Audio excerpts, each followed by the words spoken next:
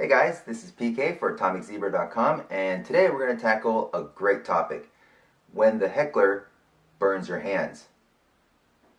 Oh, burns. So about a month ago, this happened to me. I had a spectator. I had a couple actually. There was a guy and a girl. The guy was over here on this side, and the lady was over here, and the lady selected a card, right? And I asked her to show the card around and everything. But the guy, the whole time, didn't even look at me, didn't look at the lady, didn't look anywhere else except for the deck. He was like, the whole time. Just burning my hands the whole time. So I decided to make this video because of some awesome spectators. So I think burning happens in 3 different levels, so for 3 different degrees. Yeah, but that's a little too scary. But anyways, so the first level of burning would be on-beat burning. Okay, now what do I mean by on-beat? You know the term on-beat and off-beat, right? So let's go with on-beat. On-beat burning would be something like, what do I have? 6 cards here, right? And that one's face up. So on-beat burning is something when people have to look at you, all right? Now that's not technically burning in a Heckler sense, but they are looking at your hands.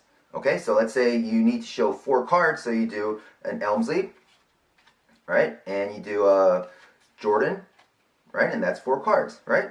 Yeah, cool. So, oh, you can learn all this from my website. On-beat burning won't be a problem 99% of the time because that's where the focus is, and if you practice this well enough, that's the whole point, right? So when people are burning your hands on an on-beat, so practice, and that's about it with on-beat burning. There's nothing else that you can do about it. It's just them burning your hands when you want them to burn your hands. Now another type of on-beat burning would be something, maybe for example, if the trick requires you to do something, a move in the whole as part of the performance. Like you just took that card and that's now switched out, right? So it's over here. That's on-beat burning, and those kind of problems won't be much of a problem because that's what you need to do. That's basically magic, and that's how a well-made trick is made. Structured, choreographed. Well-made tricks, routines, and presentations use that moment of on-beat moments to show the magic and make the magic happen. So it's not a problem as long as you practice properly and as long as your moves are natural. There are other videos that I talk about this, so check those out. Probably descriptions in the links, I'll add them. Now let's talk about off-beat burning. Now here's an example of off-beat burning. Let's say someone picks a card and you tell them to show the card around. And during that moment, you need to do something, let's say, sneaky. Okay? Let's say you need to do a half pass. Let's say you need to do a turnover on top to add some cards. Some kind of stuff to do that you can do while they're looking at that card. There's a lot of misdirection there. Right? That's fine. That's good. Good. You can do that. Do that. Right? But if someone is burning your hands, then you can't even do that at that moment. Remember that awesome spectator that I had? I told him to look at that card, remember your card, and all those questions, asking questions, and just talking, and just this guy was just like, I'm not even doing anything. What? So that happens, even on an offbeat. Some people are like that, and now we go into Heckler territory. Okay? So, what do?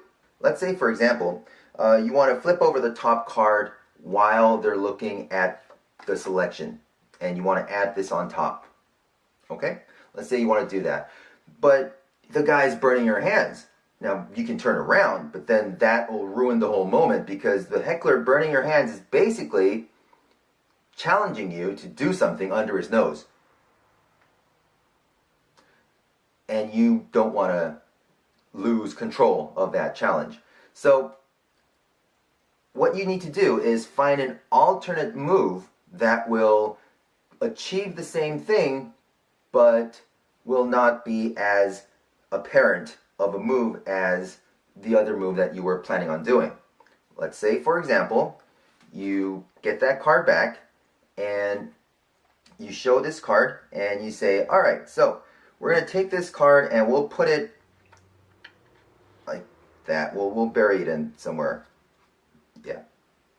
That was the tilt. I just did the tilt, which achieves the exact same thing, but done in a way that it's not as apparent to the heckler that you're doing something.